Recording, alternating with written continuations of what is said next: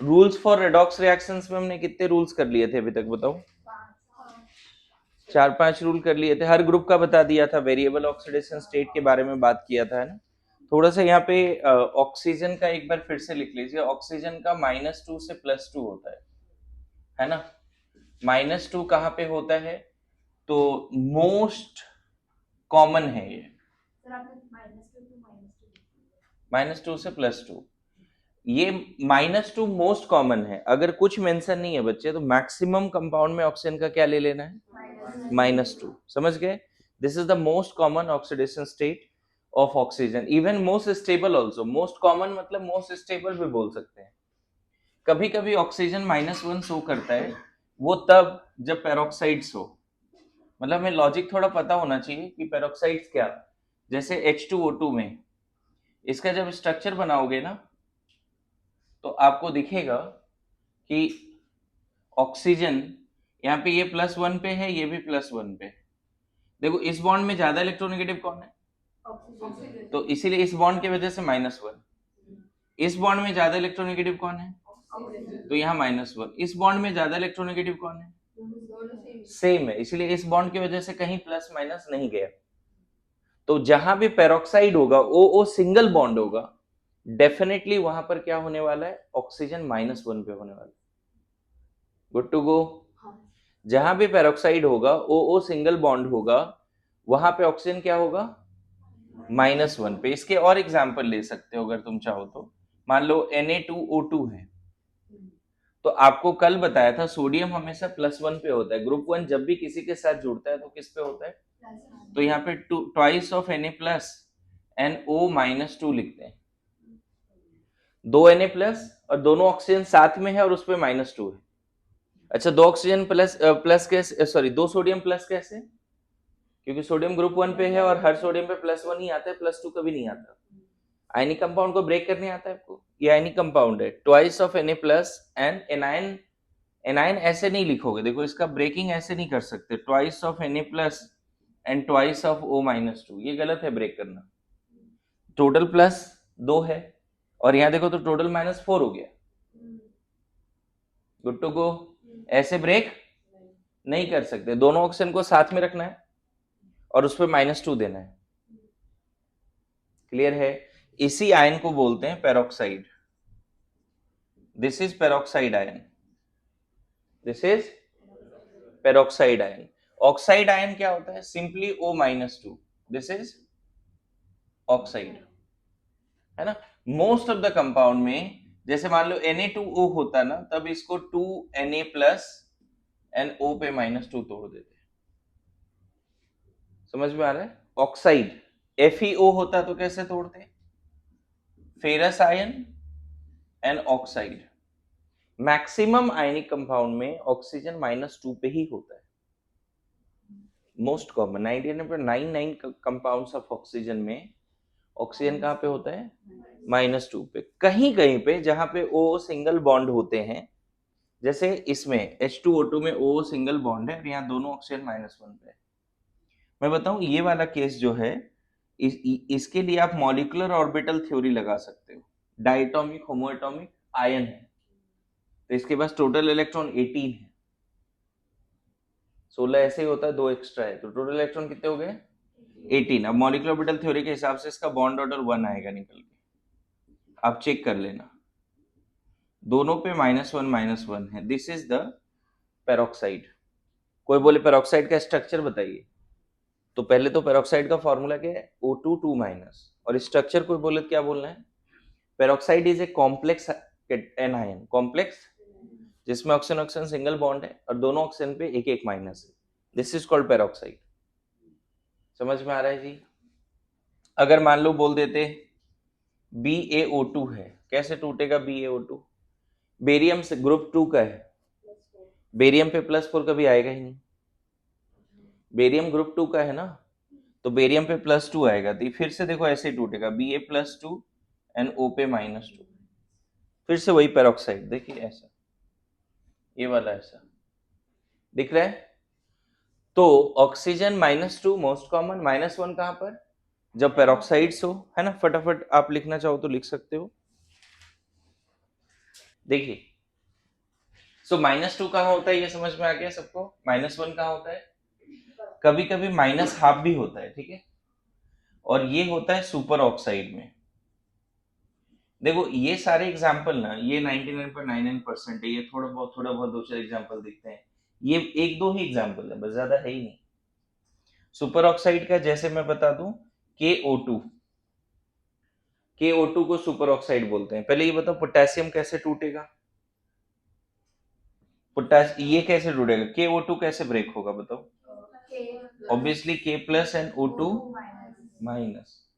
Potassium पे +1 ही आता है, ग्रुप 1 पे +1, ग्रुप 1 वेरिएबल नहीं शो करता है, यस नो? तो +1 आ गया, इसको बोलते हैं सुपर ऑक्साइड। क्या बोलते हैं इसको? Super oxide. जैसे O-2 को ऑक्साइड, O पे O2 2- को पेरोक्साइड, उसी तरह O2-1 को सुपर ऑक्साइड। इसका ना अगर तुम स्ट्रक्चर निकालोगे तो बॉन्ड ऑर्डर इसका मॉलिक्यूलर थ्योरी के हिसाब से इसके पास 17 इलेक्ट्रॉन है। कैसे? 16 दोनों ऑक्सीजन को मिलाकर, एक एक्स्ट्रा ले रखा है, कितना इलेक्ट्रॉन हो गए? 17 हो गए, तो बॉन्ड ऑर्डर इसका आता है 1.5, क्योंकि आपको पता है 14 है तो 3, 15 है तो 2.5, 16 है तो 2 और 17 है तो 1.5, होता है कि नहीं? तो इस तरह से ये चलते हैं सुपर ऑक्साइड। अब देखो यहाँ पर इसमें अगर ऑक्सीडेशन स्टेट कोई पूछे पर ऑक्सीजन, यही तुम्हारा ऑर्थोडॉक्स है, पैराडॉक्स, नॉट ऑर्थोडॉक्स, सॉरी। ये पैराडॉक्स है। कैसे पैराडॉक्स से बात करता हूं, है ना? यहाँ पे एवरेज निकालना पड़ेगा बच्चे, और एवरेज पर ऑक्सीजन पे आएगा हाफ। कैसे हाफ आएगा पर ऑक्सीजन पे एवरेज? बात करें, बताओ। दोनों ऑक्सीजन मिला के कितना है? 2 ऑक्सीजन एटम जुड़े और एक एक्स्ट्रा इलेक्ट्रॉन लिया, एक ही एक्स्ट्रा इलेक्ट्रॉन लिया ना, और ऑक्सीडेशन स्टेट पर एटम होता है। तो बताओ यहाँ पे ऑक्सीडेशन स्टेट क्या लिख दोगे? दोनों मिला के एक इलेक्ट्रॉन लिया, तो -1 और नंबर ऑफ इलेक्ट्रॉन, एवरेज निकालना पड़ेगा ना। तो यहाँ पे जो ऑक्सीडेशन स्टेट है वो -12 है। -12 का मतलब समझ रहे हो? मैं बोल रहा हूँ कि पहला ऑक्सीजन ने एक इलेक्ट्रॉन लिया और दूसरा ने भी, सॉरी, पहला ने हाफ इलेक्ट्रॉन लिया, दूसरा ने भी हाफ इलेक्ट्रॉन लिया। इसका स्ट्रक्चर बनाओगे तो ऐसे दिखाओगे, देखो ऐसा डबल बॉन्ड के रख, एक फुल बॉन्ड एक पार्शियल बॉन्ड, क्योंकि बॉन्ड ऑर्डर कितना है, और यहाँ -12 दोगे, यहाँ -12 दोगे, तो ये पैराडॉक्स क्यों है अब समझ में आ रहा होगा। हाफ इलेक्ट्रॉन होता है क्या? नहीं ना, लेकिन बोल रहे हैं ऑक्सीडेशन स्टेट हाफ है। ये जो हाफ आया ना ऑक्सीडेशन स्टेट, एक्चुअल में एवरेज है। ये क्या है? एवरेज ऑक्सीडेशन स्टेट है। जब भी आप एवरेज लोगे ना तो मोस्ट ऑफ द केसेस में फ्रैक्शनल आ सकता है। देखो जब तक बॉन्ड ऑर्डर ऑक्सीडेशन स्टेट -1 आ रहा है दिक्कत ही नहीं है, ठीक है, एक इलेक्ट्रॉन लिया और एक इलेक्ट्रॉन होता भी है। लेकिन जैसे ऑक्सीडेशन स्टेट -12 आया तो दिक्कत है यहाँ पे। क्यों? क्या हाफ इलेक्ट्रॉन एग्जिस्ट करता है? नहीं, इसलिए बोल रहा हूँ पैराडॉक्स है। लेकिन कोई पूछे सुपर ऑक्साइड में ऑक्सीजन का ऑक्सीडेशन स्टेट बताए, मतलब तुमसे एवरेज पूछा गया है, तो तुम्हें क्या करना है, दोनों ऑक्सीजन मिला के -1 है तो -1 electron total gain by total atom. Total electron कितने गेन हुए हैं? एक। एटम कितने हैं जिसने गेन करा है उस इलेक्ट्रॉन को? इसीलिए कितना बोल देंगे सुपर ऑक्साइड में। समझ में? एक ही केस याद रख लेना है इसका। अच्छा, कभी कभी ऑक्सीजन 0 होता है, और ये तो बहुत सारे एग्जाम्पल है, O2 O3। ऑक्सीजन 0 कब होगा? इवन जुड़ा भी नहीं है तो भी 0, किसी के साथ नहीं जुड़ा तो भी 0 है, जुड़ गया है तो भी 0 है। Yes no? ओके, नाउ आगे बढ़े सब लोग। अगर ऑक्सीजन के पास कभी कभी +1 भी आ जाता है। +1 देखो कैसे आता है, O2F2 में। ऑक्सीजन पे प्लस लाने का औकात सिर्फ फ्लोरीन के पास है, क्योंकि ऑक्सीजन से सिर्फ ज्यादा इलेक्ट्रोनेगेटिव कौन है? फ्लोरीन है। O2F2 अनस्टेबल जरूर होता है लेकिन एग्जिस्ट करता है। अब बताओ इन बॉन्ड में ज्यादा इलेक्ट्रोनेगेटिव कौन है? तो -1। इस बॉन्ड में -1, यहाँ +1 तो देना पड़ेगा ना इस बॉन्ड की वजह से। इस बॉन्ड की वजह से फ्लोरीन पे -1, ऑक्सीजन पे +1। इस बॉन्ड की वजह से कुछ भी नहीं। देखो ऑक्सीजन किस पे गया, यहाँ पर ऑक्सीजन कहाँ गया? +1 पे गया। और ऑक्सीजन कभी कभी +2 भी शो करता है, OF2। O F2। ऑक्सीजन देखो 2 फ्लोरीन से जुड़ा है। अब बताओ -1 +1, इसके वजह से -1 +1, नेट कितना आ गया ऑक्सीजन पे? +2। नेट कितना आ गया? +2। तो मैं बताऊं, ये जो एग्जाम्पल्स बाद वाले दिए, सबसे ज्यादा एग्जाम्पल 99.99% एग्जाम्पल किसके? -2 वाले। उसके बाद 10-20 एग्जाम्पल किसके? पेरोक्साइड वाले। सुपर ऑक्साइड के एग्जाम्पल इक्का दुक्का है ना। जीरो वाले में O2 O3 यही फिक्स है। ऑक्सीजन पे जीरो कब आएगा? जब वो आपस में जुड़ेगा। प्लस वाले फिक्स है, यही दोनों फिक्स है और कुछ है ही नहीं। मतलब ऑक्सीजन पे प्लस तभी आएगा जब ये और ये है, जीरो तब आएगा जब आपस में जुड़ा है, -1 तब आएगा जो सुपर ऑक्साइड है, सॉरी -1/2, और -1 तब आएगा जब पेरोक्साइड। यही तो ऑक्सीजन की स्टोरी। समझ में ऑक्सीजन की स्टोरी क्या है? लिख के रखो जल्दी। ये सुपर ऑक्साइड में बताया था, है ना। सुपर ऑक्साइड पेरोक्साइड सबको समझ में आ रहा है जी? तुमने KO2 वाला पार्ट लिखो ना। KO2 वाला पार्ट कहाँ लिखा है? वो भी तो एक्सप्लेन किया ना अभी। KO2 सुपर ऑक्साइड तुमने ये नोट्स में डाले थे बच्चे? अच्छा हाँ, एग्जाम्पल लिखा है ना। कोई नहीं, लेक्चर 2 देके लिखना शुरू करो, है? कोई प्रॉब्लम नहीं। हाँ हाँ ठीक है, ठीक, कोई नहीं। ठीक है, आगे बढ़े। तो ऑक्सीजन समझ में आ गया सबको? ऑक्सीजन पे -2 मोस्ट कॉमन है, कुछ नहीं दिया हुआ है बच्चे, तो आप -2 ही लोगे, ठीक है। फोर्सफुली आपको नहीं सोचना है कि नहीं यहाँ पे ऑक्सीजन -1 हो रहा होगा या -1/2 रहा होगा। मोस्ट कॉमन जो है वही मोस्ट ऑफ द केसेस में होता है।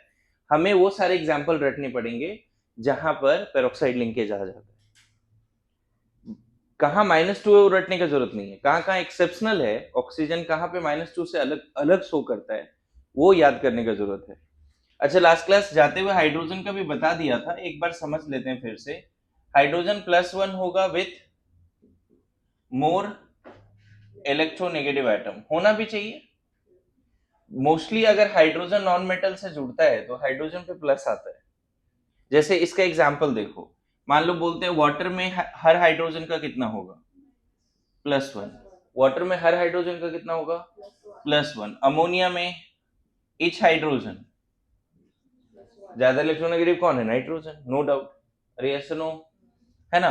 अगर मान लो कुछ नहीं पता, H2SO4 में हर हाइड्रोजन का क्या होगा? तो आप बताओ, H2SO4 में सल्फर और ऑक्सीजन दोनों हाइड्रोजन से ज्यादा इलेक्ट्रोनेगेटिव है ना, तो +1। HNO3 में हर हाइड्रोजन का क्या होगा?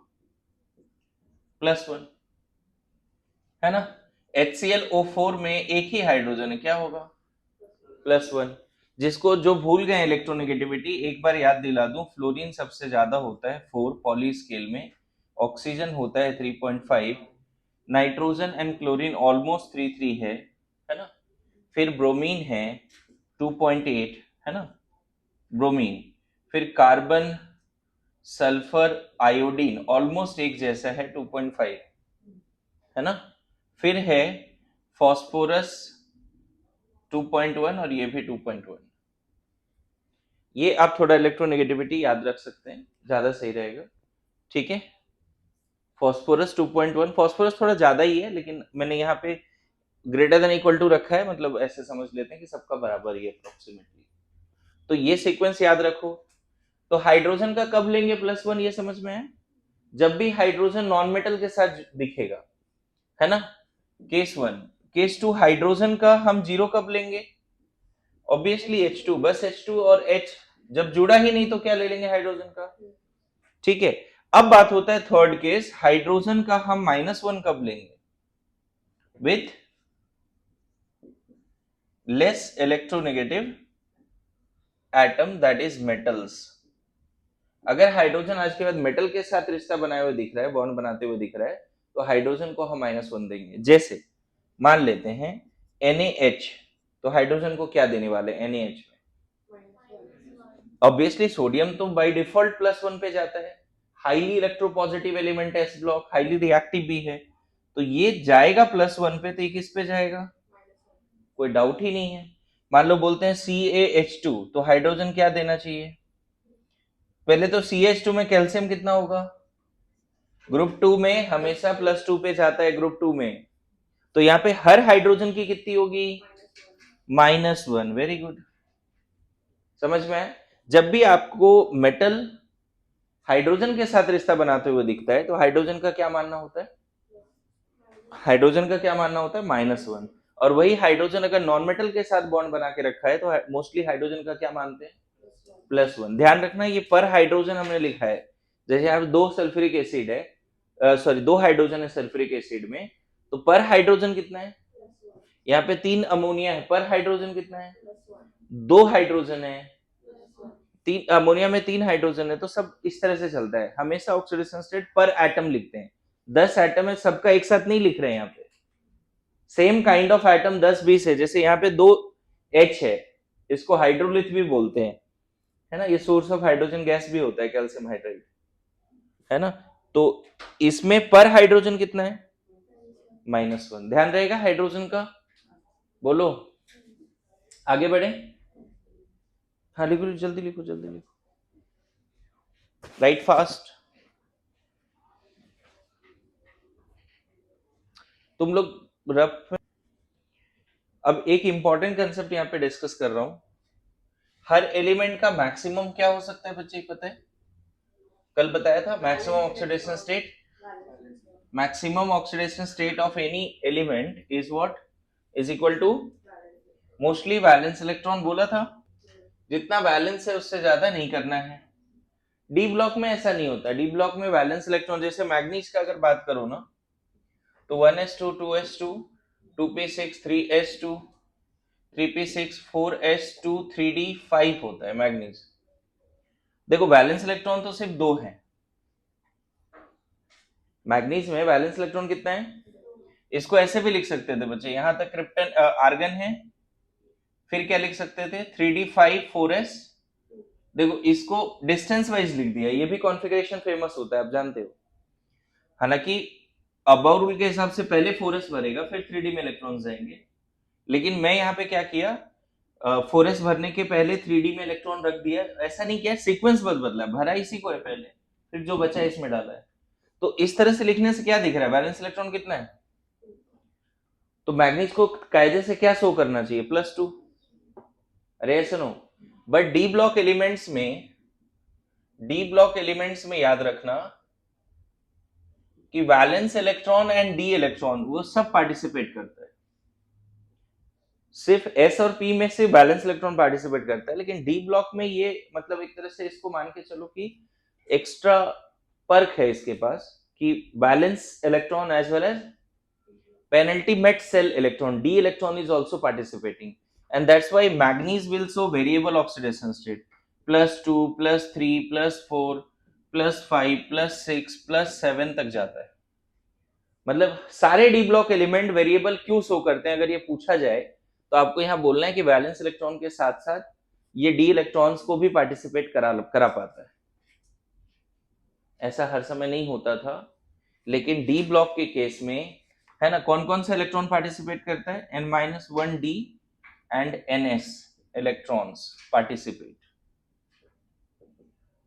समझ में आ रहा है? ये सारे इलेक्ट्रॉन पार्टिसिपेट कर सकते हैं। कोई पूछे मैग्नीज का वेरिएबल क्यों है, तो आपको बोलना है कि ये तो पार्टिसिपेट करता ही है, ये भी पार्टिसिपेट करता है। तो डी ब्लॉक के केस में मैक्सिमम कितना हो सकता है बच्चे? ऑब्वियसली 2 और जो भी डी में इलेक्ट्रॉन होगा। डी ब्लॉक के केस में मैक्सिमम कितना हो सकता है? 4s2 तो जाएगा ही जाएगा, लेकिन डी वाले इलेक्ट्रॉन भी जा सकता है। तो मैग्नीज मैक्सिमम कितने पे जाता है?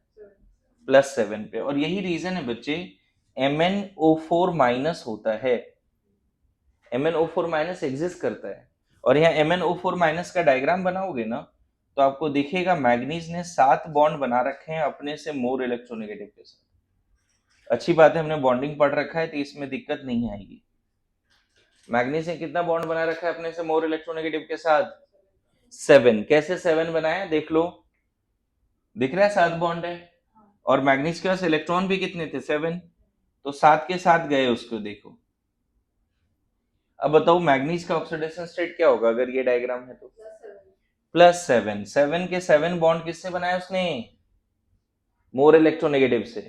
कल ऐसा डायग्राम बनाया था, एबीसी करके दिया था, किस पे क्या आता है नेट याद करो। तो ध्यान रखिएगा डी ब्लॉक के केस में, फिर से मैंने कल ये बोला था, आपको याद होगा कि बोरोन फैमिली में वेरिएबल शो करता है, बोरोन +3 है लेकिन डाउन द ग्रुप +1 है, इनर्ट पेयर इफेक्ट की वजह से। कार्बन फैमिली में कार्बन -4 से +4 तक जाता है, याद है, बताया था ना।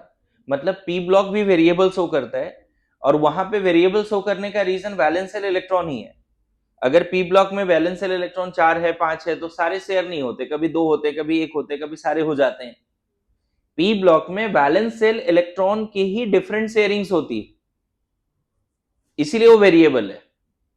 डी ब्लॉक में वैलेंस शेल और डी ब्लॉक के इलेक्ट्रॉन्स के शेयरिंग के वजह से वेरिएबल है। कोई पूछे डी ब्लॉक वेरिएबल क्यों शो करता है, तो आपको क्या आंसर लिखना है, मैंने वो एक्सप्लेन कर दिया है। Why d block elements of variable oxidation state? Valence electron तो जाते ही हैं, ns इलेक्ट्रॉन तो जाते ही हैं, n-1 डू इलेक्ट्रॉन भी पार्टिसिपेट कर लेते हैं, क्लियर है। एंड पी ब्लॉक में वेरिएबल क्यों है, एक तो इनर्ट पेयर इफेक्ट है, एट द सेम टाइम, है ना। जैसे एक बात बताओ, कार्बन ने मान लो 4 बॉन्ड बनाए हाइड्रोजन के साथ, कार्बन के वैलेंस इलेक्ट्रॉन 4 है बच्चे, 4 बॉन्ड हाइड्रोजन के साथ बनाया, तो पता है कार्बन पे कितना आ जाएगा, कार्बन पे आ जाएगा -4। क्यों, कार्बन ज्यादा इलेक्ट्रोनेगेटिव है, H हाइड्रोजन +1 और कार्बन पे कितना आ गया -4।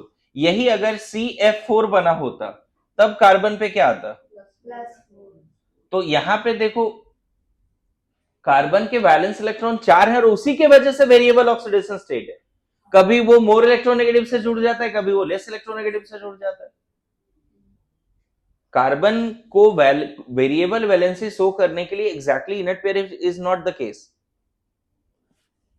4 वैलेंस इलेक्ट्रॉन है कार्बन के पास, राइट, उसी चारों को यूज करके वेरिएबल कर देता है वो, कभी किसी और से जुड़ गया, कभी फ्लोरीन से जुड़ गया, कभी हाइड्रोजन से जुड़ गया। तो जो पी ब्लॉक एलिमेंट है वो वेरिएबल क्यों शो करता है, कि उसकी जो मॉलिक्यूल्स है उसमें साइड एटम अलग अलग भी है। कार्बन जो सेंट्रल आइटम है उसमें साइड एटम हमेशा हाइड्रोजन होता है क्या, नहीं, कभी फ्लोरीन होता है, कभी हाइड्रोजन होता है, कभी क्लोरीन होता है। तो carbon P block element variable क्यों शो किया, because of different bonding pattern, because of different bonding side atom.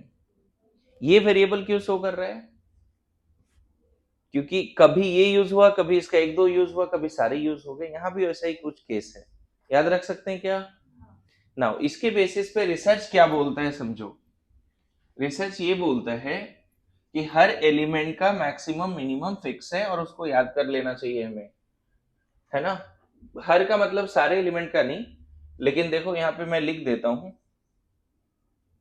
Element maximum oxidation state and minimum oxidation state. जैसे एलिमेंट में हाइड्रोजन है, और यहाँ पे चलो अदर भी लिख देता हूं, अदर ऑक्सीडेशन स्टेट। एलिमेंट में जैसे हाइड्रोजन है, हाइड्रोजन का क्या बोल सकते हैं, हाइड्रोजन मैक्सिमम +1 मिनिमम, और एक और 0 भी तो है उसका, है कि नहीं। इस तरह से हमें याद करना पड़ेगा, ज्यादा नहीं, कुछ अभी क्वेश्चंस करने के लिए आपको हेल्प हो जाएगा, ध्यान रखिएगा। जैसे मान लो मैंने यहाँ पे ले लिया ऑक्सीजन, तब +2 -2, ये मोस्ट कॉमन है, नहीं। अगर आप किसी कंपाउंड में ऑक्सीजन का +3 बोल देते हो, मतलब आप नहीं समझ पा रहे हो, कंसेप्ट भी नहीं समझते, मेरे बात समझ रहे हो, आप +2 बोल सकते हो फ्लोरीन के साथ, -2 तो मोस्ट कॉमन है ही, इसके अलावा आप ऑक्सीजन का 0, -12, -1, +1 भी बोल सकते हो, गुड टू गो। फ्लोरीन +1 कभी नहीं, 0 एंड -1। फ्लोरीन पे प्लस कौन ला सकता है, कोई नहीं ला सकता, है ना। उसके बाद क्लोरीन, अब क्लोरीन के पास डी ब्लॉक एलिमेंट्स है तो अपना कोवेलेंसी बढ़ाता है, मैक्सिमम +7 पे जाता है, मिनिमम -1 पे, है ना। और इसके बीच का सब यहाँ पे क्या बोलेंगे, बिटवीन +7 टू -1, बहुत सारे होंगे। और पता है यही चीज ब्रोमीन भी करेगा और यही चीज आयोडीन भी करेगा, सिर्फ फ्लोरीन थोड़ा अलग चल रहा है। बाकी तो ऐसा चलता है। उसी तरह से ऑक्सीजन फैमिली में सल्फर, SC, TePO, ये सबके पास देखो ऐसा है, +6 तक जा सकता है, -2 तक जा सकता है। मैंने क्या बोला, मैक्सिमम कितना, जो उसका वैलेंस इलेक्ट्रॉन है। ऑक्सीजन के पास वैलेंस इलेक्ट्रॉन 7 थे, बट वो +7 नहीं गया। मैंने इसका लॉजिक कल दिया था। ऑक्सीजन के पास 6 वैलेंस इलेक्ट्रॉन है, सॉरी, कितने हैं वैलेंस इलेक्ट्रॉन, 6 है। वो +6 तक गया क्या, नहीं गया, क्योंकि वो 6 बॉन्ड नहीं बना सकता फ्लोरीन के साथ। उसी तरह फ्लोरीन के पास वैलेंस इलेक्ट्रॉन कितने हैं, 7। क्या वो +7 तक गया, नहीं गया, क्योंकि फ्लोरीन से ज्यादा इलेक्ट्रॉन नेगेटिव कोई है ही नहीं। और होता भी तो जैसे ऑक्सीजन ने बॉन्ड नहीं बना पाया 6, आपको पता है ना, सेकंड पीरियड एलिमेंट 4 से ज्यादा बॉन्ड बनाता ही नहीं, क्योंकि वैकेंट ही नहीं है। तो आप इन दोनों का अलग से रट लेना, है ना। हर फैमिली मेंबर का जो पहला मेंबर है, जैसे ऑक्सीजन फैमिली में ऑक्सीजन थोड़ा अलग चलता है, ऑक्सीजन -2 से +2, लेकिन ऑक्सीजन फैमिली में जो रिमेनिंग है वो अपना पूरा वैलेंस इलेक्ट्रॉन यूज कर दिया। समझ में आया? मैं फिर अभी बोल रहा हूं, ये कहां यूज हेल्प में आएगा, ये अभी जो बता रहा हूं। अगर तुमने किसी कैलकुलेशन में सल्फर का +7 दिखा दिया, इसका मतलब गड़बड़ है। +7 नहीं दिखा सकते। किसी कैलकुलेशन में तुम्हारा क्लोरीन का +8 आ गया, क्लोरीन का औकात +7 से ऊपर है ही नहीं। मेरी बात समझ, लिमिट तो पता चले, ठीक है। उसी तरह से नाइट्रोजन फैमिली में नाइट्रोजन, फास्फोरस, आर्सेनिक, Sb, है ना। बिस्मथ थोड़ा इनर पेयर इफेक्ट की वजह से थोड़ा कंजूसी करता है, वो नहीं जाता है, लेकिन ठीक है। +5 से -3 सारे ही हैं। बाकी बिटवीन ऑल यही सारे। सल्फर +6 से -2, और उसके बीच का सारा नाइट्रोजन, फास्फोरस, ये सब +5 से -3, उसके बीच का सारा। क्लियर है? कुछ एलिमेंट ही लिख रहा हूं, ज्यादा नहीं लिख रहा हूं मैं। मैग्नीज +7, जनरली 0, रेयरली नेगेटिव भी होता है। मेटल पे नेगेटिव नहीं लाना है, लेकिन कभी कभी नेगेटिव भी होता है। मैग्नीज कोई पूछे तो मैक्सिमम कितना, +7, नहीं जुड़ा तो 0, कोई भी एलिमेंट नहीं जुड़ा तो। और मेटल है तो वो इलेक्ट्रॉन क्यों लेगा, तो नेगेटिव नहीं बोलना चाहिए। हालांकि कभी कभी रेयरली नेगेटिव भी बोल सकते हैं। एक क्रोमियम भी इस टेबल में डाल देते हैं लास्ट, बस +6 से 0। ये आपको याद रखना पड़ेगा कि कोई किस एलिमेंट का क्या मैक्सिमम है, क्या मिनिमम है। अभी यूज आ जाएगा इसका, क्यों यूज आएगा मैं बताता हूं। लिखिए, जल्दी लिखिए, है ना। ये आपको ना क्रॉस चेक करने में हेल्प करेगा कि आपने जो ऑक्सीडेशन स्टेट निकाला है वो सही है या गलत है।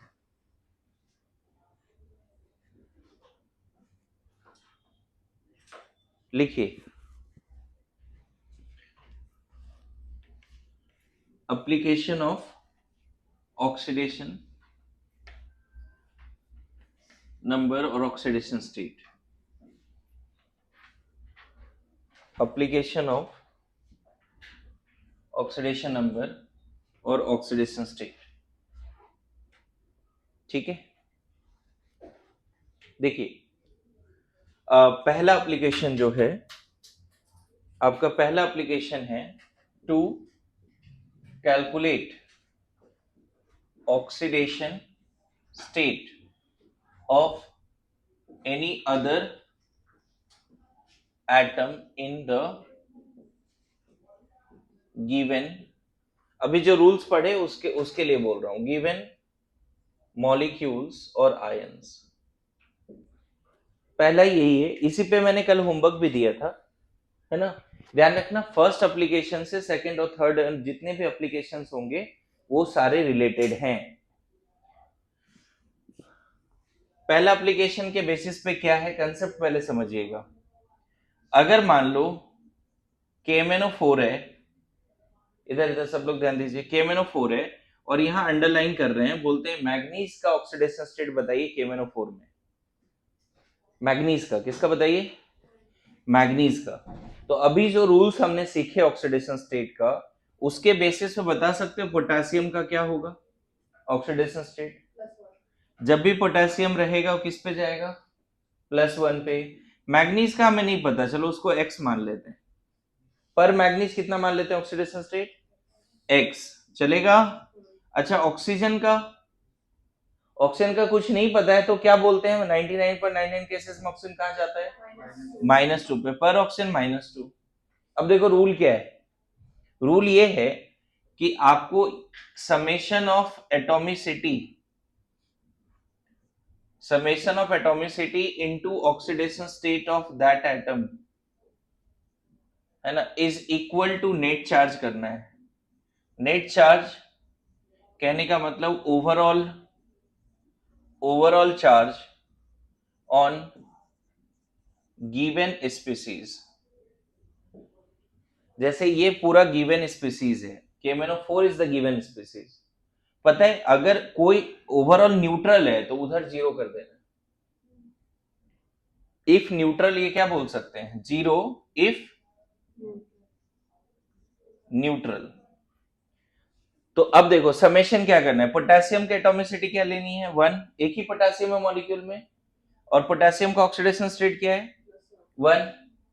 मैग्नीज की एटॉमिसिटी कितनी है 1, और उसका ऑक्सीडेशन स्टेट कितना माना है हमने, x माना है। ऑक्सीजन की एटॉमिसिटी कितनी है 4, और उसका oxidation state is equal to क्या कर दें 0। यहां से सॉल्व करोगे x आ जाएगा +7। तो किसी भी एलिमेंट का अगर ऑक्सीडेशन स्टेट निकालना है कंपाउंड में, गिवन कंपाउंड या आयन में ऑक्सीडेशन स्टेट निकालना है किसी भी एलिमेंट का, तो मैं बताऊं गिवन कंपाउंड या आयन में जो अदर एलिमेंट है उसके लिए ही रूल पढ़ा है हमने। अभी जो रूल जितने भी पढ़े हैं, अभी जितना भी तुमने ऑक्सीडेशन स्टेट को समझा है, उसमें हर एलिमेंट के लिए रूल नहीं पढ़ा है तुमने। कुछ एलिमेंट के लिए फिक्स रूल है कि ग्रुप 1 है तो +1 ही होगा, ऑक्सीजन है तो 99.99 केसेस में क्या होगा -2 होगा। लेकिन मैग्नीज हमेशा +7 होता है ऐसा रूल नहीं, मैग्नीज 0 से +7 तक होता है, वही बताया था अभी। तो इस कंपाउंड में मैग्नीज 0 से +7 क्या है वो निकालना पड़ेगा ना हमें। मेरी बात समझ में आ रहा है? कभी भी आपको बोलता है कि एक कंपाउंड या आयन है, उसमें कोई एक एलिमेंट को अंडरलाइन कर देता है और बोलता है उसका ऑक्सीडेशन स्टेट बताइए, तो पहला मेथड ये है, फर्स्ट मेथड। फर्स्ट मेथड क्या है बच्चे? First method to calculate oxidation state is this one, summation of atomicity of all the atoms into oxidation state of all the atoms is equal to net charge of the species। जो भी यहाँ पे species है उस पे net charge. जैसे एक और एग्जांपल, सेकंड एग्जांपल देता हूं। मान लो तुमसे पूछा Cr2O7-2 में क्रोमियम का ऑक्सीडेशन स्टेट बताओ। Cr2O7-2 में डाइक्रोमेट आयन बोलते हैं इसको क्या बोलते हैं? Dichromate ion. देखो अभी आयन ले लिया है, इसमें बोल रहा है इसका ऑक्सीडेशन स्टेट बताओ, किसका? क्रोमियम का। तो रूल क्या है, फर्स्ट मेथड के हिसाब से इसका कितना मान लेंगे, x मान लिया। जिसका निकालना है ऑक्सीडेशन स्टेट उसको हमने x मान लिया। ऑक्सीजन का कुछ नहीं मेंशन है तो क्या मानना चाहिए, -2। अब हम देखो क्या लिखेंगे रूल के हिसाब से, 2 × x। 2 क्यों लिखा, मॉलिक्यूल आयन में क्रोमियम कितने हैं 2 हैं, और उसका ऑक्सीडेशन स्टेट माना था x, +7 × -2। ऑक्सीजन कितना है 7 है, और पर ऑक्सीजन का ऑक्सीडेशन स्टेट कितना है, is equal to net charge. Net charge क्या है, ये न्यूट्रल है, ओवरऑल ये न्यूट्रल है। ओवरऑल क्या दिख रहा है, ये डाइवैलेंट आयन दिख रहा है ना।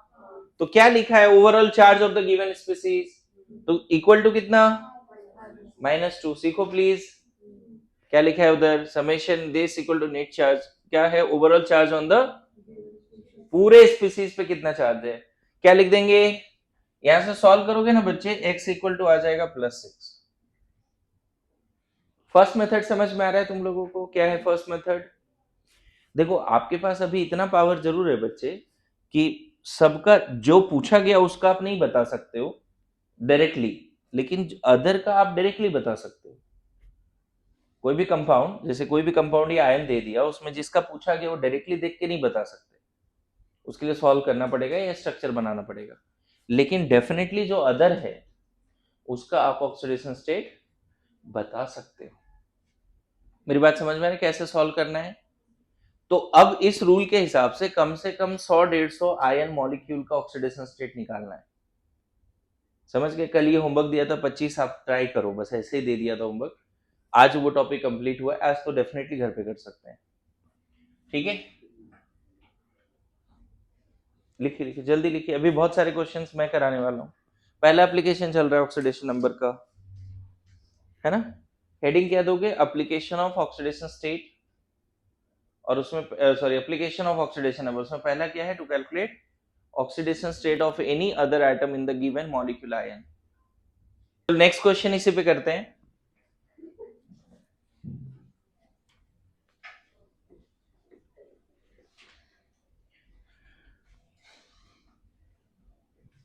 नेक्स्ट क्वेश्चन प्लीज देखिए, अगर मान लेते हैं H2SO4 है और सल्फर का निकालना है ऑक्सीडेशन नंबर,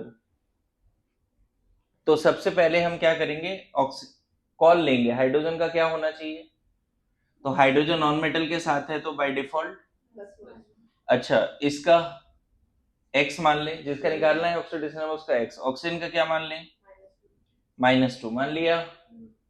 अब जो रूल बनाया है 2 इंटू कितना हाइड्रोजन है मॉलिक्यूल में 2, और उसकी पर हाइड्रोजन क्या है oxidation state +1, 1 into X +4 into -2 is equal to net charge क्या है ओवरऑल, कोई चार्ज ही नहीं है, 0। सॉल्व करोगे x आ जाएगा +6। अब क्रॉस चेक करना, क्या सल्फर की औकात है +6 की, यस है, सही है, फिर दिक्कत नहीं है, क्लियर है। क्रॉस चेक करना पड़ेगा, क्या सल्फर की औकात है +6 की, है, तो कोई दिक्कत नहीं है।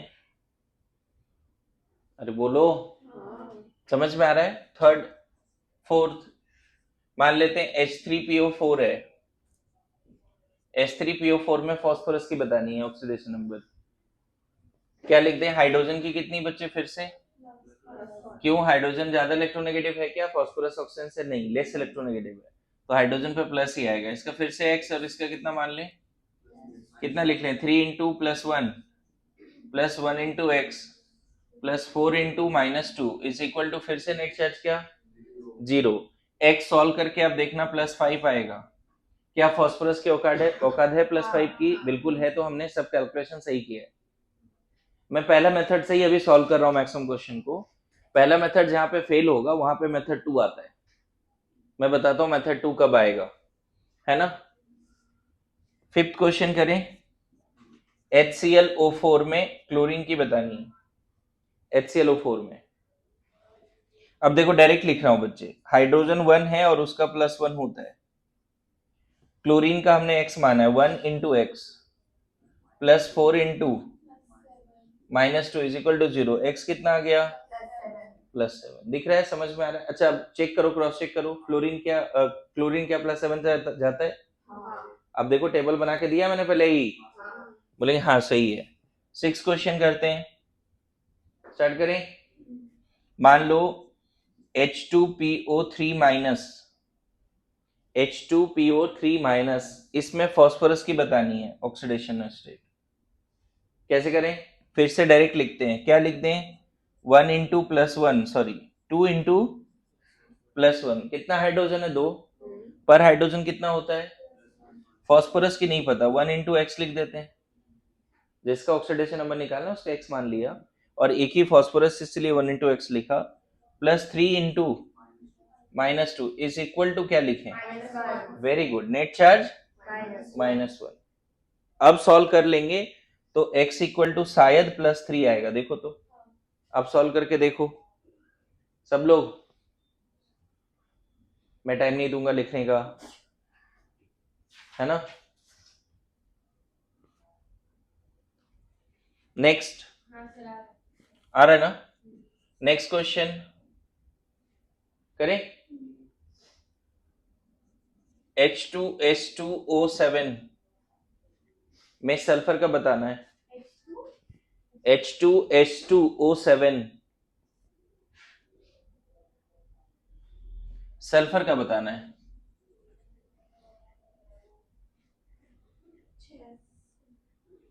6 औकात है उसकी, है, बिल्कुल सही है, फिर कैलकुलेशन में रीचेक करने का जरूरत नहीं है ना। मतलब मैं बताऊं कभी कभी ऐसा होगा सल्फर का +7 आ जाएगा, इसका मतलब पहला मेथड फेल हो गया, कुछ तो गड़बड़ है उसके स्ट्रक्चर में, आपको फिर स्ट्रक्चर के थ्रू ही सॉल्व करना पड़ेगा, अभी मैं वो क्वेश्चंस कराने वाला हूं, ठीक है।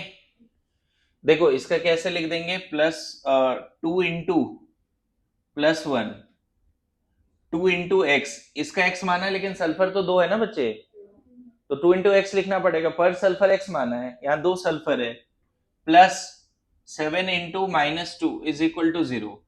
एक्स निकाल के देखना, प्लस 6 आ जाएगा। समझ में आ रहा है सब लोग? नाउ नेक्स्ट, आगे बढ़े। इजी जा रहा है अभी तक, ऐसे 100 तक जाने, ठीक है। और बहुत सिंपल मॉलिक्यूल ले भी नहीं रहे, सिंपल मॉलिक्यूल का तो ऐसे पता चल जाता है, बहुत सिंपल मॉलिक्यूल हम नहीं ले रहे हैं, लेकिन चलो कोई नहीं। N2O5 में नाइट्रोजन का बताओ, N2O5 में नाइट्रोजन का है ना। अब देखो इतनी आदत हो जानी चाहिए कि 5 ऑक्सीजन है -10 हो गया, क्योंकि हर ऑक्सीजन, देखो शॉर्टकट सिखाता हूं, बार बार वो लिख के नहीं करना है। 5 ऑक्सीजन है -10 हुआ, पर ऑक्सीजन -2, तो 5 ऑक्सीजन हो गए तो कितने हो गए -10, तो दोनों नाइट्रोजन मिला के +10 होना चाहिए, तो पर नाइट्रोजन कितना, एवरेजिंग करना है ना, मेरी बात समझ रहे हो? वही तो हम यहाँ लिख रहे हैं, 2 into X plus 5 into -2 is equal to 0। तो यहां से देखो x इक्वल टू आ गया ना +5। अब इतना नहीं करके हम डायरेक्ट शॉर्टकट निकाल रहे हैं कि टोटल नेगेटिव कितना है -10, तो टोटल पॉजिटिव भी कितना होना चाहिए +10, क्योंकि नेट चार्ज तो 0 है ना बच्चे, कोई चार्ज ही नहीं है ओवरऑल, तो जितना नेगेटिव है उतना पॉजिटिव होना ही चाहिए। तो दोनों नाइट्रोजन मिला के कितना प्लस होगा 10, तो पर नाइट्रोजन कितना, समझ में? इसी को देखो इस शॉर्टकट में लगा के बताओ कितना होना चाहिए इसका, ऑक्सीजन का +4, इसका डायरेक्ट बोल दें क्या? देखो तो सॉल्व भी नहीं करना पड़ा, 2 ऑक्सीजन है -4, तो पर कार्बन कितना +4, वेरी गुड। मान लो इसका पूछ दिया P2O5 +5, देखो इजी जा रहा है अब आपके लिए, बोलिए। मान लो पूछ दिया Cl2O7 पर क्लोरीन कितना, टोटल -14 है नेगेटिव में, संघर्ष टोटल -14 है नेगेटिव में, तो दोनों क्लोरीन मिला के +14, पर क्लोरीन कितना +7। अच्छा जिसको नहीं सीख पा रहे हैं वो इस तरह से लिखेंगे 2 into X plus 7 into -2 is equal to 0। Solve करो अगर तुम्हें इसी मेथड से समझ में आता है तो। समझ में आ रहा है ना? मान लो पूछ दिया Mn2O5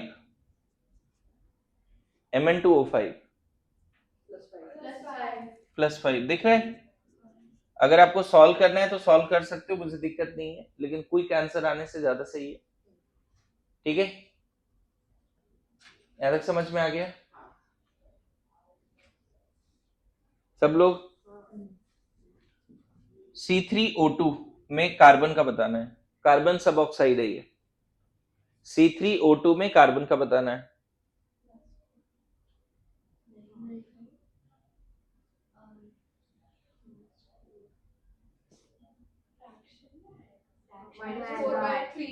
-4/3 नहीं,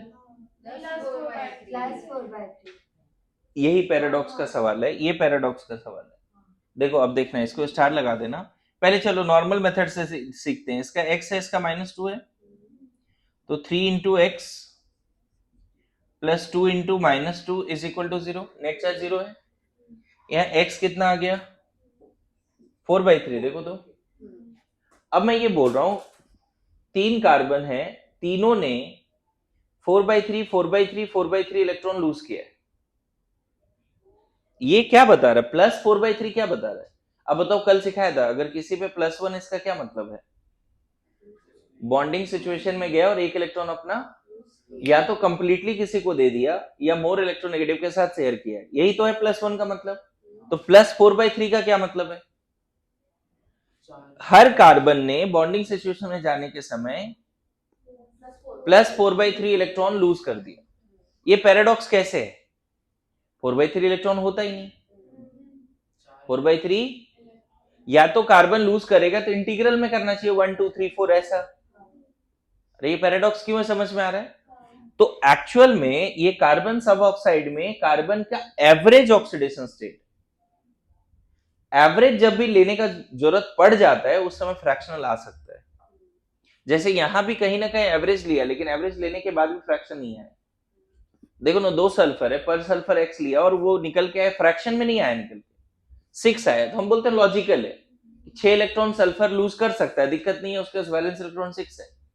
लेकिन अगर तुम बोलते हो सल्फर ने 3/2 इलेक्ट्रॉन लूज किया, तो ये पैराडॉक्स है। क्यों? फ्रैक्शन में इलेक्ट्रॉन एग्जिस्ट करता है क्या? अरे ऐसी वाली बात है ना कि मान लो 1 रुपीज कॉइन ही चलता है इंडिया में, और मैं बोल रहा हूं मैंने इसको 5.5 रुपीज दिया, पॉसिबल है क्या?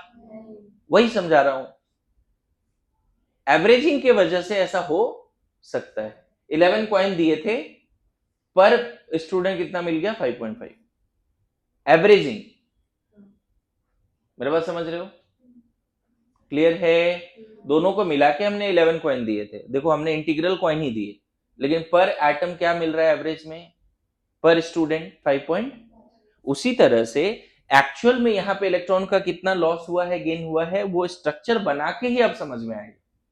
तो जब इसका स्ट्रक्चर बनाते हैं तो देखा जाता है इस तरह का स्ट्रक्चर है, ऐसा स्ट्रक्चर है ना। अब जो है मेथड 2 ज्यादा इंपॉर्टेंट है पैराडॉक्स को भी समझने के लिए और एक्सेप्शनल क्वेश्चन के लिए भी। अब यहां पे क्या लिख सकते हैं? इन दोनों बॉन्ड की वजह से यहां पे +2 और यहां -2, क्योंकि इन दोनों बॉन्ड में ऑक्सीजन ज्यादा इलेक्ट्रोनेगेटिव है। तो नहीं बोलोगे अपना इलेक्ट्रॉन तो उसके पास है भी, कार्बन का भी इलेक्ट्रॉन इधर आ चुका है, क्या बोलेंगे? ऑक्सीजन। और इस बॉन्ड में, इधर वाले बॉन्ड में बताओ पहले, -2 और ये बीच वाले में, इधर भी कार्बन से, इधर से कार्बन से जुड़ा है ना, 0। देखो ये एक्चुअल में है। 2 तरह के क्वेश्चन यहां पे बनते हैं, आपसे पूछेगा C3O2 में ऑक्सीडेशन स्टेट बताओ, तो 4/3 बोलोगे। दूसरा क्वेश्चन ये भी पूछ सकता है C3O2 में हर कार्बन का ऑक्सीडेशन स्टेट बताओ, तो +2 +2 0, मतलब 3 कार्बन में 2 ने 2 इलेक्ट्रॉन लूज करा, बीच वाला कार्बन ने कुछ नहीं करा। अब देखो, अब लॉजिकल लगता है, ठीक है सर 2 इलेक्ट्रॉन तो लूज हो ही सकता है, इंटीग्रल इलेक्ट्रॉन का लॉस गेन कर दीजिए, दिक्कत नहीं है। कार्बन सब ऑक्साइड में what are the possible oxidation state of carbon? +2 0। What is the average? 4/3। Question उस अंदाज में लेना है, समझ गए? अगर आज के बाद एवरेज फ्रैक्शनल आता है, इसका मतलब ये है स्ट्रक्चर को बना के चेक करो किसने कितना लूज किया और कितना गेन किया है। जब स्ट्रक्चर बना के देखोगे तो फ्रैक्शन नहीं दिखेगा। मेरे बात समझ रहे हो क्या बोल रहा हूं? ओवरऑल एवरेज भले ही आ सकता है फ्रैक्शनल, लेकिन जब स्ट्रक्चर बना के देखोगे तो ऐसा स्ट्रक्चर में कहीं नहीं लिखोगे कि 2/3 लॉस और गेन हुआ है। स्ट्रक्चर में हमेशा फ्रैक्शन नहीं लिखोगे, कभी नहीं लिखोगे, हमेशा इंटीग्रल लिखोगे। So what is paradox? Got it? एक बार वो पैराडॉक्स वाला बात पढ़ो मॉड्यूल से, जल्दी से। मॉड्यूल में लिखा हुआ है, एक बार सब लोग पढ़िए, क्विक क्विक। ओके, एक और मॉलिक्यूल एनसीईआरटी में ही दिया हुआ है पैराडॉक्स को लेके, उसको भी डिस्कस कर देता हूं। कार्बन सब ऑक्साइड नाम लिखना है इसका, ठीक है? कार्बन सब ऑक्साइड में हो सकता है आपसे हर एटम का पूछा जाए। कार्बन सब ऑक्साइड में अभी जो लास्ट वाला लिखा है उसका नाम क्या है? कार्बन सब ऑक्साइड। एक और क्या दिया हुआ है बच्चे? Br3O8। तो इसमें पहले नॉर्मल तरीके से बनाओ, क्या होगा? X हो गया और इसका कितना? -2।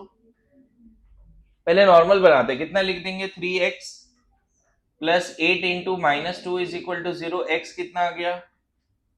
16/, x कितना आ गया बच्चे? 16/3। ये एवरेज है, क्या है? क्या ऐसा बोल सकते हैं 16/3 का इलेक्ट्रॉन का लेन देन हो सकता है? नहीं ना। तो हमें अब एग्जैक्ट इसका स्ट्रक्चर पे जाना पड़ेगा और यहाँ पे स्ट्रक्चर रटना पड़ता है। कम से कम ये स्ट्रक्चर एनसीईआरटी में दिया है तो हम इसको याद कर लेंगे, ठीक है? जैसे सब ऑक्साइड का भी एनसीईआरटी में दिया है और इसको याद कर लेंगे। देखो 3 ब्रोमीन है, हर ब्रोमीन ने ऑक्सीजन के साथ ट्रिपल बॉन्ड, यहाँ साइड वाले ब्रोमीन ने 7 बॉन्ड बनाए, सेंट्रल वाले ब्रोमीन ने 6 ही बनाए। दिख रहा है क्या आपको? सेंट्रल वाले ब्रोमीन ने कितने बॉन्ड बनाए हैं? 6। अब बताओ ऑक्सीडेशन नंबर लिखो। स्ट्रक्चर जब तैयार है तो ये तो बड़ा सिंपल है बच्चे। बताओ इसमें ब्रोमीन ने 6 बॉन्ड बनाए मोर इलेक्ट्रोनेगेटिव के साथ, इसलिए +6। इस बॉन्ड की वजह से इसको कुछ मत दो क्योंकि आइडेंटिकल एटम के बीच का बॉन्ड है। फिर से यहाँ पे देखो इस ब्रोमीन ने 4 बॉन्ड बनाए मोर इलेक्ट्रोनेगेटिव के साथ +4। ये दोनों बॉन्ड की वजह से इस ब्रोमीन को कुछ मत दीजिए, आइडेंटिकल एटम के बीच का बॉन्ड है। और यहाँ पर +6। तो देखो एक्चुअल में बॉन्डिंग सिचुएशन जब एक्चुअल बॉन्ड बनाया तो अब पता चल रहा है कि इस ब्रोमीन 6 इलेक्ट्रॉन दिए अपने से मोर इलेक्ट्रोनेगेटिव, इसने 4 ही दिए और इसने भी 6 दिए। ये तुम्हारा पैराडॉक्स नहीं है, लेकिन एवरेज निकल के फ्रैक्शनल आना वो पैराडॉक्स है। Good to go? बोलो। उसी तरह से एक और एग्जांपल, मान लो Fe3O4 है, Fe3O4 बताओ। ये एग्जांपल एनसीईआरटी में नहीं दिया, मैं दे रहा हूं, लिखो जल्दी, क्विक क्विक क्विक, बहुत टाइम ले रहे हो आप लोग।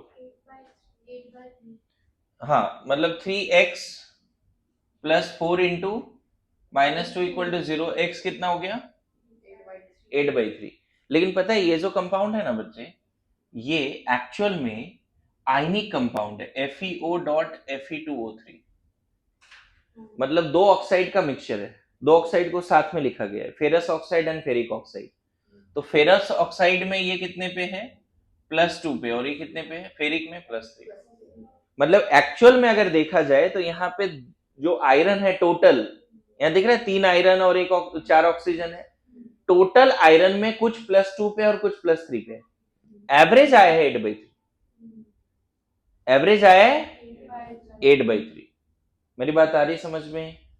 देखो यहाँ पे तो हमने पूरा ये नहीं बोला आयनिक है, प्रॉपर कोवेलेंट है। ये पूरा स्ट्रक्चर बना के मैंने नहीं बोला यहाँ पे केटायन ब्रोमीन +6 +4 एंड +6 पे केटायनिक फॉर्म में, ऐसा नहीं है। यहाँ पे ब्रोमीन एक्चुअल में कोवेलेंट मॉलिक्यूल बना रखा है और +6 +4 +6 पे है। लेकिन इस वाले में ये कोवेलेंट नहीं है, ये पूरे के पूरी कंपाउंड क्या है? आयनिक है, जिसमें एक्चुअल में फेरस और फेरिक आयन छुपा हुआ है। इसमें फेरस एंड फेरिक आयन छुपा हुआ है। मेरी बात आ रही समझ में? नाउ इसी तरह से अगर मान लो ऐसा दिया हुआ Fe.94O, अब देखो ये इस तरह का कंपाउंड लिख दिया, इसको बोलते हैं हम लोग नॉन स्टोइकियोमेट्रिक कंपाउंड। मैं बताता हूं ऐसा क्यों है। पता है यहाँ पे नेट चार्ज कुछ लिखा है क्या? 0 नेट चार्ज कुछ है? ओवरऑल एनायन है क्या ये? नहीं, बस यहाँ पे होता है आइडियल क्रिस्टल क्या होता है? FeO। आइडियल क्रिस्टल क्या होता है? FeO। आइडियल क्रिस्टल क्या होता है? FeO। मान लेते हैं क्रिस्टल के अंदर 10 फेरस आयन है और 10 ऑक्साइड है। क्या मान लिया? आइडियल क्रिस्टल के अंदर क्या है बच्चे? 10 फेरस आयन है और 10 ऑक्साइड है आइडियल क्रिस्टल के अंदर। यहां तो गुड टू गो। अच्छा बताओ नेट चार्ज इसका क्या? टोटल प्लस कितना? 20, माइनस भी कितना? 20। क्या हो गया नेट चार्ज? 0। पता है इसके क्रिस्टल के अंदर ना इस तरह का जब भी कंपाउंड लिखा रहेगा तो इसके क्रिस्टल के अंदर Fe+2 भी है और Fe+3 भी है। ये नो डाउट, अगर मान लो इसको बोलते हैं ऑक्साइड 10 है, मान लो ऑक्साइड कितना है? 10 है। ऑक्साइड कितना है? 10 है। तो -20 हो गया नेगेटिव। इन दोनों को मिला के हमें +20 लाना है, इन दोनों को मिला के +20 लाना है। अगर इसका 7 ले लें और इसका 2 ले लें, हो जाएगा कि नहीं? तो देखो तो टोटल कैटायन तो 9 ही हुआ और एनायन कितना है ऑलरेडी? तो इसका फॉर्मूला कैसे लिखना चाहिए हमें? Fe9O10 लिखना चाहिए। अब इसको 10 को थ्रू आउट डिवाइड कर दोगे तो क्या मिलेगा? Fe9/10O ऐसा मिलेगा। और 9/10 को 0.9 लिख सकते हो कि नहीं लिख सकते हो? तो जब भी आप ऐसा लिखा हुआ है कंपाउंड Fe.94O, इसका मतलब यहाँ आयरन का वेरिएबल ऑक्सीडेशन स्टेट है क्रिस्टल के अंदर। मतलब इस तरह के क्रिस्टल के अंदर आयरन का +2 भी है और +3 भी है। देखो नॉन स्टोइकियोमेट्रिक जरूर है ये, क्योंकि रेशियो सिंपल नहीं है 1:1, 1:2, 2:1, ऐसा सिंपल रेशियो नहीं है नॉन स्टोक, लेकिन इलेक्ट्रिकली न्यूट्रल है, टोटल माइनस टोटल प्लस के बराबर है। मेरे बात समझना, अगर बहुत सही से 1:1 वगैरह लिखा हुआ है, इसका मतलब है कि आयरन का 2 वेरिएबल ऑक्सीडेशन स्टेट नहीं है, ऑक्सीजन -2 पे, और सारे आयरन क्रिस्टल के अंदर किस पे है बच्चे? इस कंपाउंड में अगर FeO लिखा हुआ है तो ऑक्सीजन किस पे है? -2 पे, और सारे आयरन किस पे है? सारे आयरन +2 पे। लेकिन अगर ऐसा लिखा हुआ है तो आज के बाद क्या याद रखोगे? मतलब अभी भी क्रिस्टल के अंदर ऑक्सीजन तो -2 पे ही है, लेकिन आयरन 2 ऑक्सीडेशन स्टेट लेके रखा हुआ है, समझ रहे हो? बोलिए। लेकिन अगर आपसे ऐसा क्वेश्चन आ गया कि Fe.94O में इसकी ऑक्सीडेशन स्टेट बताओ, तो एवरेज बता के कैसे आना है? लिखना है x into 0.94 plus 1 into -2 equal to 0, जैसे करते थे वही काम है। इसका पर एटम कितना मान लिया? x, और एटम है कितना उसके पास? मानेंगे, कोई दिक्कत नहीं, गुड टू गो। तो यहां से x इक्वल टू आ जाएगा 200/94। ध्यान रखना ये एवरेज है, लेकिन एक्चुअल में इस क्रिस्टल के अंदर आयरन किस पे है? देखो ये पैराडॉक्स नहीं है, इस तरह के क्रिस्टल का आ गया तो आप एवरेज जैसे है बता देना। हो सकता है सेम क्वेश्चन आ जाए, बोले ऑक्सीडेशन नंबर बताइए, तो एकदम same rule, x into 0.94 is plus 1 into, देखो यहाँ 1 है, 1 into -2 is equal to 0। Average लिख दो, this is average, average oxidation. कुछ +2 पे, कुछ +3 पे, तो एवरेज कितना है? 200/, कुछ +2 पे है और कुछ +3 पे है, तो एवरेज कितना आ गया? 200/, समझ में आ रहा है? देखो पूरा चैप्टर खेला ऑक्सीडेशन नंबर का है, आगे का कोई एप्लीकेशन पे हम हेल्प नहीं कर पाएंगे अगर आपने ऑक्सीडेशन नंबर गलत बताया तो। समझ में आ रहा है? ठीक है, आगे बढ़े, आगे बढ़े, चलो।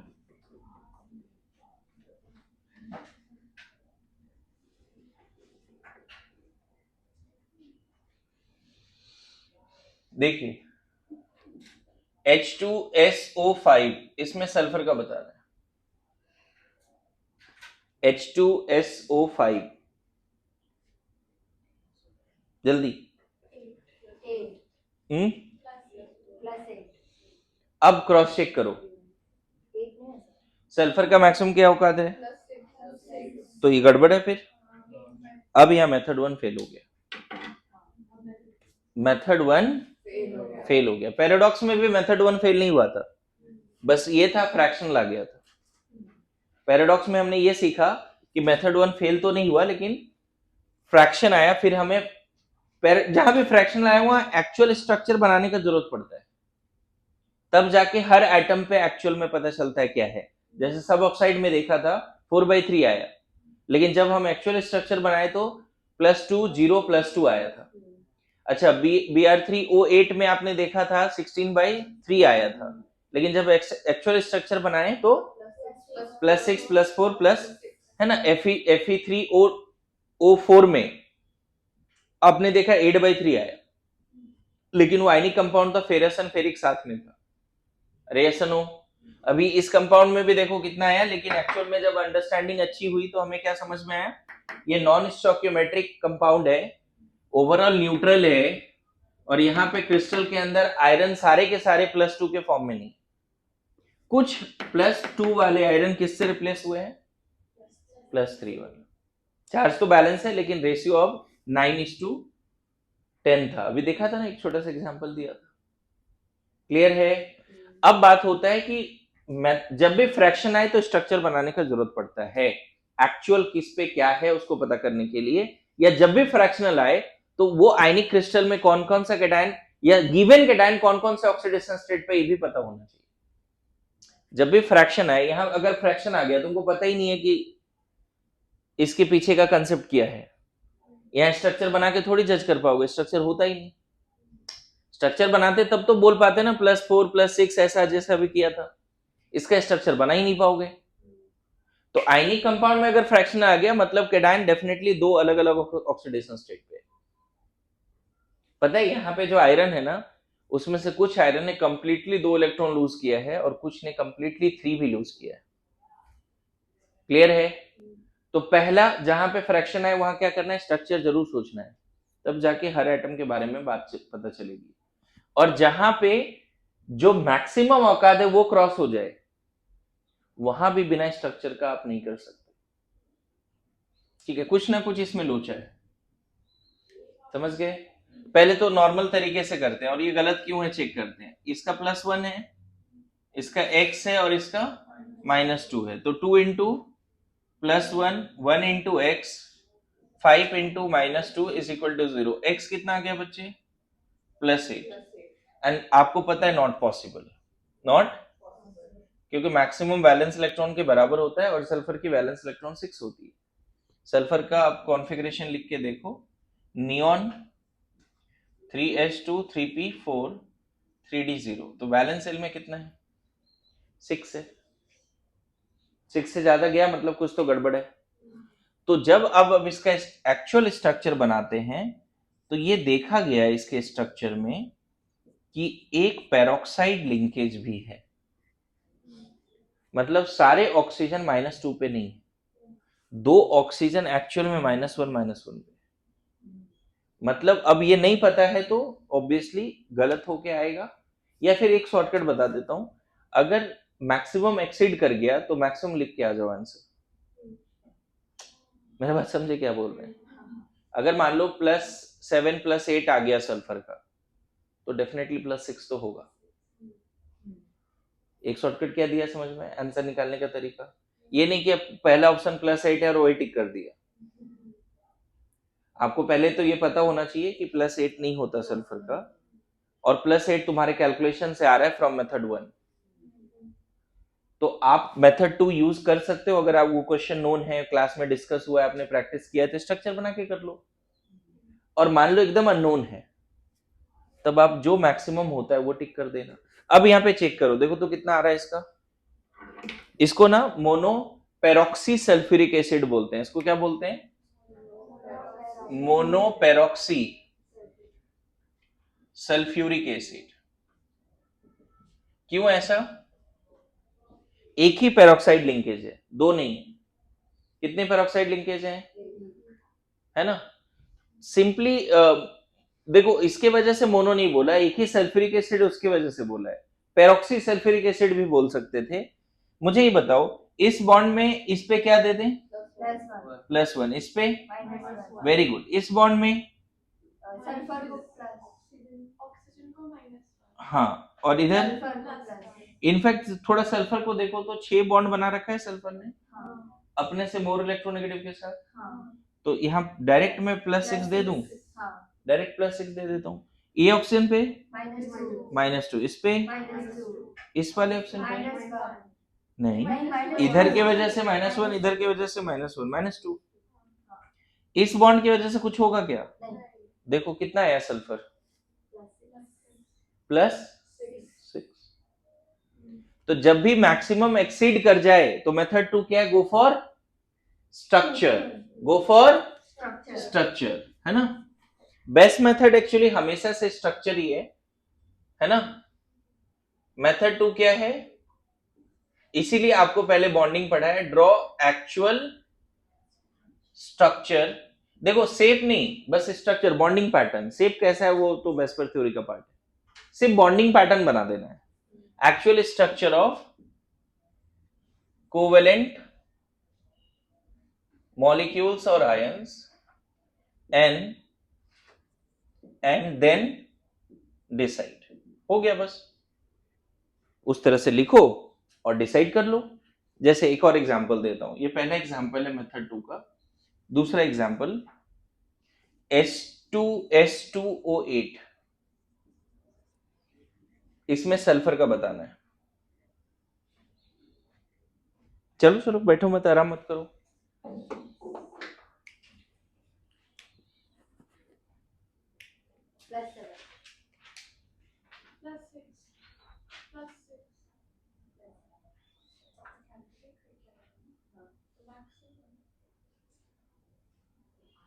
+7 आ रहा है कैलकुलेट करके, लेकिन वो पॉसिबल नहीं है, तो आंसर क्या कोट करके आएंगे। अब थोड़ा स्ट्रक्चर के बारे में सोचते हैं। देखो कुछ नई चीज आ रहे हैं ना, तो स्ट्रक्चर बॉन्डिंग को थोड़ा एक्सटेंड कर रहे हैं हम लोग, मतलब अभी भी बॉन्डिंग ही चल रहा है, इस लेवल का स्ट्रक्चर सोचना पड़ेगा। यहाँ पे ना सल्फर और सल्फर के दो सल्फर के बीच में पेरोक्साइड लिंकेज है, दो सल्फर के बीच में पेरोक्साइड लिंकेज है बच्चे। देखो मैं स्ट्रक्चर बना दिया, जो जो स्ट्रक्चर कम से कम क्लास में डिस्कस हो रहा है उसको भूलना नहीं है। अब यहाँ चेक करो सल्फर का कितना, सल्फर ने कितने बॉन्ड बना रखे हैं अपने से मोर इलेक्ट्रोनेगेटिव के साथ, 6। कितना हो जाएगा इधर +6, दोनों जगह पे क्या आएगा +6 सल्फर का, बोलो नाउ हर ये जो पेरोक्साइड वाला ऑक्सीजन है वहां -1 देना है बस, बाकी हर ऑक्सीजन को -2 देना है। दो ऑक्सीजन आपस में जुड़ा है ना, तो उसको -1 देना। पेरोक्साइड इस बॉन्ड की वजह से कुछ होगा नहीं ना, सिर्फ इस बॉन्ड की वजह से डिफरेंस है ना, ये सिंगल बॉन्ड की वजह से यहाँ कितना आएगा, क्योंकि सल्फर का इलेक्ट्रॉन उधर गया है। Good to go. हर हाइड्रोजन नॉन मेटल के साथ क्या होता है +1, देखा, इसको बोलते हैं डाई पेरोक्सी सल्फ्यूरिक एसिड या पेरोक्सी डाई सल्फ्यूरिक एसिड। इसको तुम मोनो बाद में लगा लो, ज्यादा सही है, पेरोक्सी मोनो सल्फ्यूरिक एसिड, और इसका नाम क्या लिखेंगे पेरोक्सी डाई सल्फ्यूरिक एसिड। समझ रहे हो, मैं अभी शॉर्टकट जो बता दिया उससे स्ट्रक्चर नहीं भी आता है तो भी आंसर कर पाएंगे, लेकिन आपको वो टेबल याद होना चाहिए कि सल्फर का +7 +8 नहीं है, मैक्सिमम कितना है +6 है, ठीक है। ऐसा पॉसिबल है क्या कि लाइक फर्स्ट मेथड के बाद अगर उसके पॉसिबल ऑक्सीडेशन स्टेट से ज्यादा आया, लेकिन एक्चुअल जो है वो मैक्सिमम नहीं, मैक्सिमम से थोड़ा कम है, ऐसा पॉसिबल? हो सकता है, स्ट्रक्चर पे जाना पड़ेगा, हो सकता है, समझ गया ना, स्ट्रक्चर पे जाना पड़ेगा। आगे बढ़े,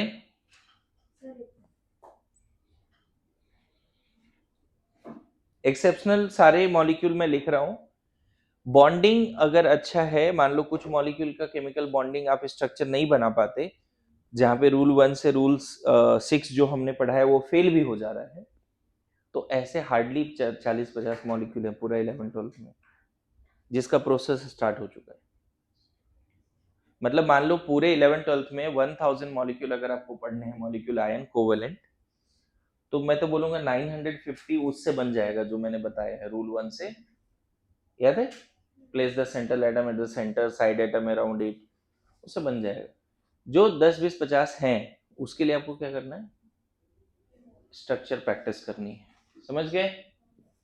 और इसमें भी रूल्स तो लगते ही हैं, ऐसा नहीं कि नहीं लगता है, कभी भी हमने देखो कोवेलेंसी एक्सटेंड नहीं करा, ऐसा नहीं करा कि ऑक्सीजन का हमने 5 बॉन्ड बना दिया। ऑक्सीजन का मोस्ट कॉमन कोवेलेंसी क्या होता है 2, और 2 ही रखा है, देखो, यस नो। हाइड्रोजन का कहीं भी 2 बॉन्ड बनाए क्या, हर हाइड्रोजन एक ही बॉन्ड बनाता है, तो वो ध्यान में रखते हैं हम लोग, ठीक है। एक और स्ट्रक्चर बड़ा कॉमन है जो पूछा जाता है, CrO5 में क्रोमियम का बताना है, CrO5। यहाँ पे एनसीईआरटी में देखो, एनसीईआरटी प्लस करके दिया हुआ है यहाँ पे, ये वाले पार्ट में CrO5। पहले तो नॉर्मल तरीके से बनाओ, कितना आएगा,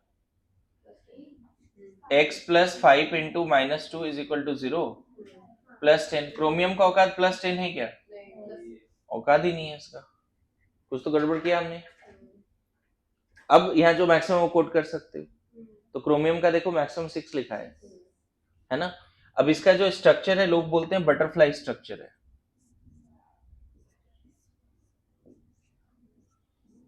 ये स्ट्रक्चर, समझे। तो क्रोमियम कितने पे जा रहा है यहाँ पे, क्रोमियम ने 6 बॉन्ड बनाए मोर इलेक्ट्रोनेगेटिव के साथ, तो +6। यहाँ पे ना एक ऑक्सीजन जो पेरोक्साइड बॉन्ड से नहीं जुड़ा है -2 पे है, बाकी 2 ऑक्सीजन -1 -1 -1 -1, 4 ऑक्सीजन -1 पे। सिर्फ एक ऑक्सीजन इस बॉन्ड की वजह से बस यहाँ -1, इस बॉन्ड की वजह से कुछ नहीं, यहाँ भी इस बॉन्ड की वजह से इसमें -1। आपस में बॉन्ड की वजह से हम बोलते हैं चार्ज सेपरेशन नहीं हुआ है। क्लियर है? बोलो। सर वेट मिनट स्ट्रक्चर देखो नॉर्मल मॉलिक्यूल का तो आप प्रैक्टिस कर ही लोगे, लेकिन जितना ज्यादा आप एक्सेप्शनल मॉलिक्यूल ढूंढोगे उतना ही फायदा होने वाला है आपको। आगे बढ़े।